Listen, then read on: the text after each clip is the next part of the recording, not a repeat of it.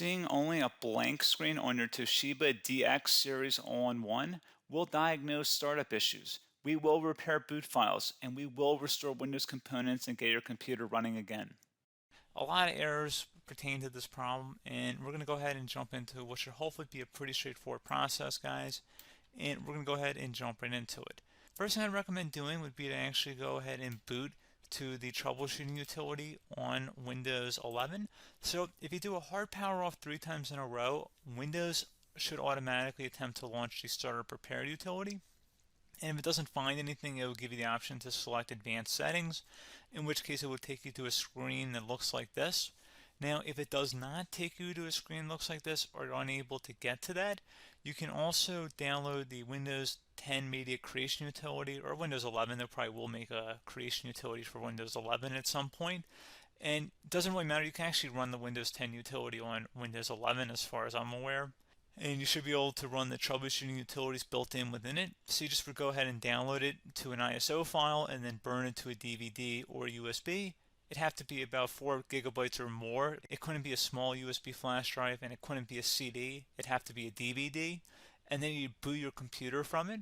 So depending on the computer manufacturer, you'd have to tap a different key on your keyboard in order to launch that menu, in order to select what boot drive you want to go off of. So it could be anything between the escape key, F2, F8, F12, for example. And those are the function keys on the top of your keyboard. So you may have to just do a little bit of trial and error. Shouldn't take you more than a couple minutes. Googling it would probably be best before you even begin. But anyway, we're ready to go ahead and jump right into it. So we're on the choose an option page. So these will look very similar whether you're booting from it directly within Windows itself, or if you're plugged in a USB flash drive with the media creation utility installed and you selected the recovery option. So when you are setting up your Windows 11 installation or Windows 10, depending on the drive you're using, there should be an option to repair your computer in the bottom left corner of the dialog window, one of the first screens that comes up. You go ahead and select that, and then it would take you to a troubleshooting screen like you see here. And you want to go ahead and select troubleshoot, reset your PC, or see advanced options. And then there are going to be a whole bunch of options in here that we're going to explore in today's video. The first one, we're going to actually go underneath advanced options, and then select startup repair, fix problems that keep Windows from loading. So go ahead and select that first.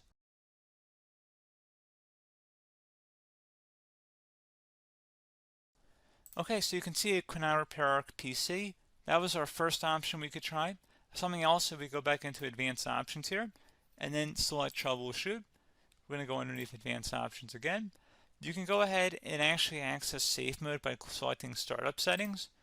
And then if you select the restart button, you have the option on the screen, select safe mode with networking, which will give you a key on the screen. It'll tell you which key to press to enter that. I believe it's the F7 key. It'll do that for you. I'm not going to go over that in today's tutorial because I don't really want to go into safe mode, but you're more than welcome to attempt that by going into here and then selecting restart. Again, it'll launch another screen. It'll say what key do you want to press, and it'll give you like 7 or 8 different options, and you want to select safe mode with networking. There's also an option for a command prompt too, but that's going to be something we're going to cover later in this video, and we don't even have to go through that in order to access it. So that's why I'm not going to really push for that, because unless you know exactly what's causing the problem, you probably don't need to go into safe mode. Unless you're trying to recover files, in which case then you definitely can go into safe mode, but we're trying to actually recover our computer here. So I hope that makes sense. Something else we can also try here as well would be to uninstall updates, remove recently installed quality or feature updates from Windows. So if you go ahead and select that, you can uninstall the latest quality updates, which generally is the more day-to-day updates. Feature updates are the less regularly released ones, like the big ones. I would equate it to service packs in like Windows 7 and Windows Vista and Windows XP. So larger updates that occur once or twice a year at most. And the quality updates are more just a regular update. So probably obviously it'll take longer if you're going to try and uninstall the latest feature update versus quality update. And maybe you don't need to go back that far. So just giving you guys a couple pointers with that. Something else you can also look at here, and we're going to jump into the command prompt in a little bit, but you can select System Restore, which will use a restore point recorded on your PC to restore Windows. And this is something I would highly recommend here, guys. So select Next. Assuming you have a restore point saved on your computer, you go ahead and select the most recently created one, and you'll select next, and then you'll select the drive. You shouldn't actually have to select the drive. You can scan for affected programs, but we're going to keep it all default here, and then we're going to select finish. So once started, system restore cannot be interrupted. Do you want to continue? I think we're going to select yes. I don't think we have anything better to do on our computer right now, so just give it a moment here to initialize. It will take a couple minutes to run, obviously depending on how large your hard drive is and how much is saved on the system restore point. So just give it a couple minutes here.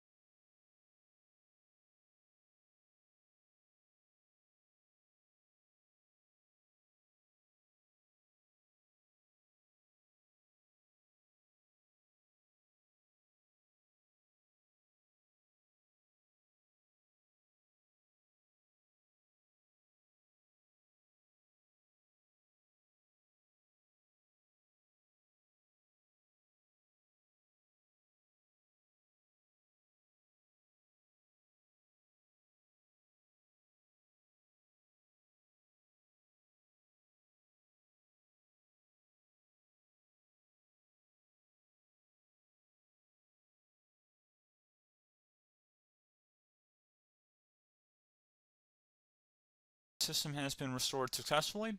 We're going to go over a couple different methods in addition to that if that did not work. So I'm just going to pause the video and we're going to start back on the recovery screen that we started with. Okay, so a couple other things we can try here too. If you go back into troubleshoot, you can select reset your PC, while you choose to keep or remove your personal files and then reinstalls Windows.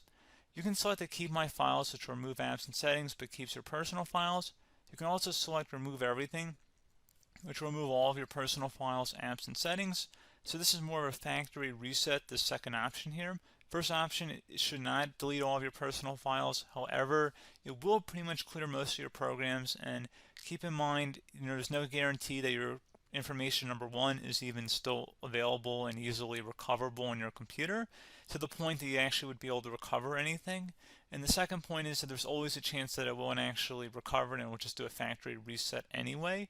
So there's no guarantee that actually would keep your files anyway. So I would recommend trying to get a recovery tool and backing that up first before selecting it anyway. But again, those are a couple different options. And then something else you can try here if you go back to the choose an option. Another option, if you go underneath choose an option and select troubleshoot, advanced options, and now select where it says command prompt. Okay, so the first thing we should do is type our main hard drive here. In most cases, it should be the C drive. So you just do a C colon and then hit enter on your keyboard. So once you're underneath the C drive, we're going to type in dir and then hit enter on your keyboard. It should have program files, users, and Windows all in there. That's how you know you're in the right directory.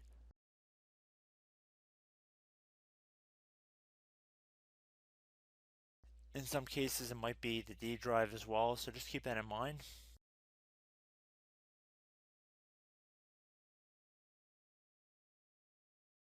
Next thing we're going to do is type in cd space / Windows / system 32 / config,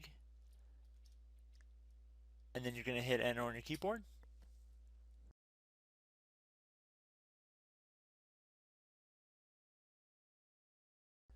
So now you're going to type MD space backup. If you've seen other tutorials, it might also say to put down MD backup. That's because the backup name is pretty common when you want to back something up. So you can name this whatever you want, doesn't have to be backup. So if you've already made a backup folder in the past, you could do backup 1, for example. So once you're done setting the name you want the backup to be called, hit enter on your keyboard again.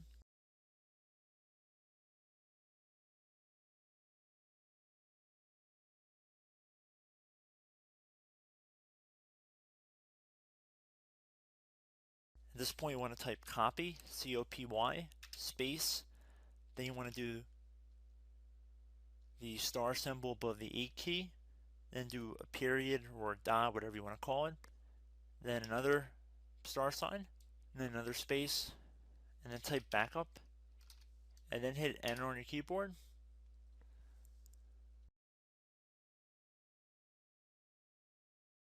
Now you want to type CD reg back, R-E-G-B-A-C-K, and then hit enter on your keyboard. So now that we are under the reg back, so now you want to type dir again, and then hit enter.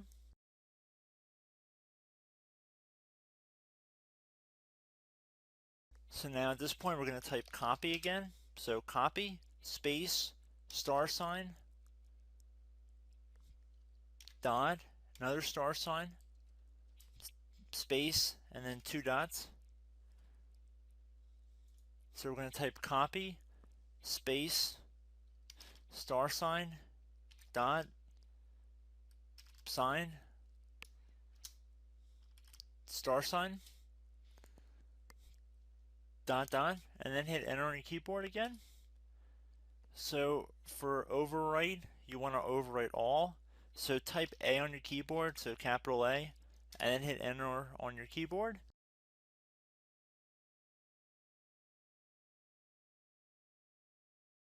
So at this point, you should be good to go. You can close out of the command prompt window, and if you accidentally continue to Windows 10, you should be all set. So I hope one of these 3 or 4 different methods we went through in this tutorial helped you guys out. Again, I'm not sure if you guys heard me earlier, but try to go back into your safe mode if possible and uninstall any programs you know might be conflicting with the Windows startup if you can get into safe mode. So just keep that in mind. Something very simple like that could be blocking up everything. So again, I hope this tutorial helped you guys out, and I will catch you in the next tutorial. Goodbye.